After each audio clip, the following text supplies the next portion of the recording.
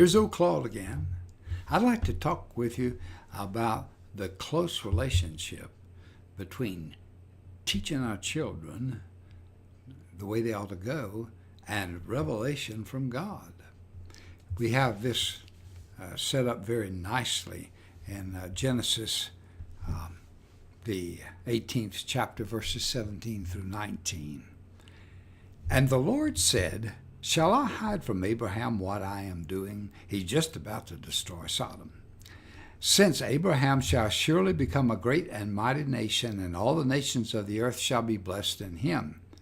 For I have known him in order that he may command his children and his household after him, that they keep the way of the Lord to do righteousness and justice, that the Lord may bring to Abraham what he has spoken to him." The Lord is pictured as asking himself, am I going to withhold what I aim to do concerning Sodom? And he said, no, I won't do that.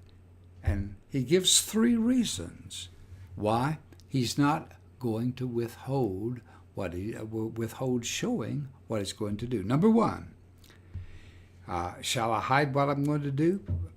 Since Abraham shall surely become a great and mighty nation, and all the nations of the earth shall be blessed in him. That's number one. Number two, for I have known him. I've looked ahead. I've seen, in order that he may command his children and his household after him, that they may keep the way of the Lord to do righteousness and justice, that the Lord may bring to Abraham what he has spoken to him.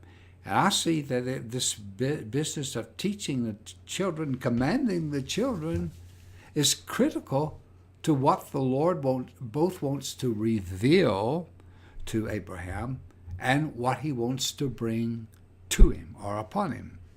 Some may think it a mark of sophistication to say, I'm going to let my son or daughter choose for himself or herself which way they want to go, whether they're willing to choose a Christian religion or something else. And I don't have a whole lot of confidence in somebody in terms of their Christian experience when they take that stance. Let me ask you this. Do you teach your children table manners? Do you not teach your children various social protocols? I know if you live in the farming community and you're a dad and you have some sons and daughters, as soon as they're able, you're out there teaching them how to run that equipment, to run it safely. I know for myself, when I learned to drive back in June of 1955, that's 63 years ago. This was before we had a driver's ed program through the schools. My dad taught me how to drive, just as he had taught my older siblings and those who would follow after me. My dad did it. And then there were so many things that my dad taught me, and I had a healthy fear and respect for my father. Now, Old Testament Joshua said this about his responsibility. And he was challenging the children of Israel to accept theirs, that is, the men to accept their responsibility. Joshua 24:15.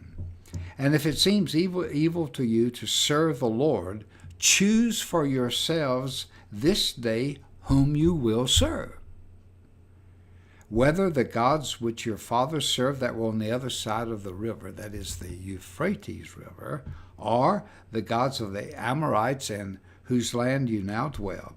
But as for me and my house, we will serve the Lord.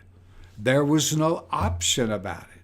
He knew that the way he was walking was the truth that had been revealed to him. Now, if you're walking in the truth of the gospel, this is something that's been revealed to you, then you have a responsibility to make it plain and clear to your children. And if you do that, God will show or shine more light on your path. God bless us, everyone.